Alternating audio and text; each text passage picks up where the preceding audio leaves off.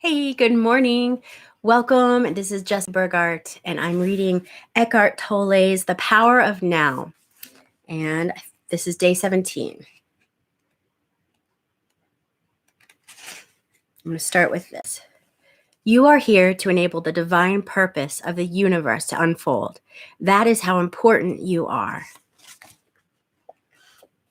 And today's section is called Letting Go of Psychological Time. Learn to use time in the practical aspects of your life.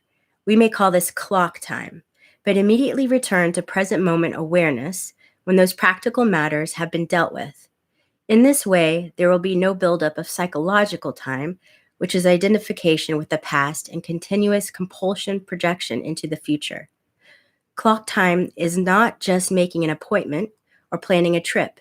It includes learning from past, so we don't repeat the same mistakes over and over. Setting goals and working toward them, predicting the future by means of patterns and laws, physical, mathematical, and so on, learned from the past and taking appropriate action on the basis of our predictions. But even here, within the sphere of practical living, where we cannot do without reference to past and future, the present moment remains the essential factor. Any lesson from the past becomes relevant and is applied now. Any planning, as well as working toward achieving a particular goal, is done now. The enlightened person's main focus of attention is always the now, but they are still peripherally aware of time.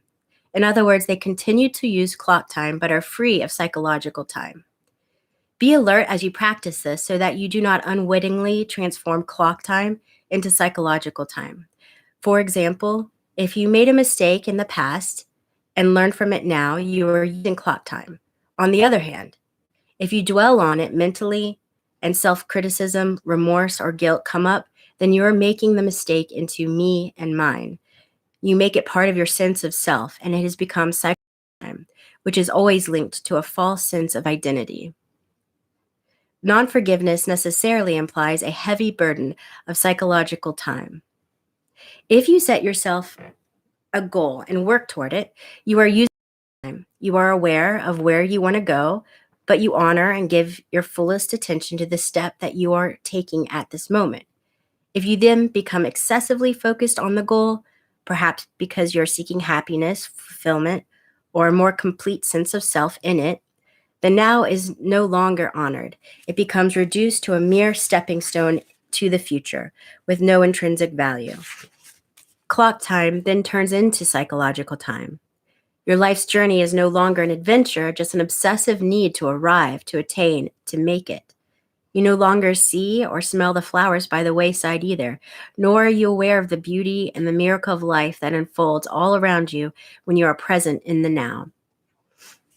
And then a questioner asks, I can see the supreme importance of the now, but I cannot quite go along with you when you say that time is a complete illusion. And he responds, when I say time is an illusion, my intention is not to make a philosophical statement.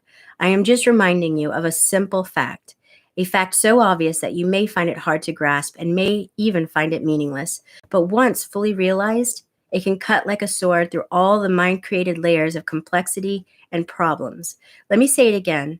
The present moment is all you ever have.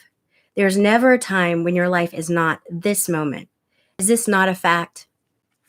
All right. Thank you so much for joining me today. And it is New Year's Eve. So happy New Year to everyone if you celebrate tonight. And I will see you tomorrow in 2024. All right. Take care. Ciao.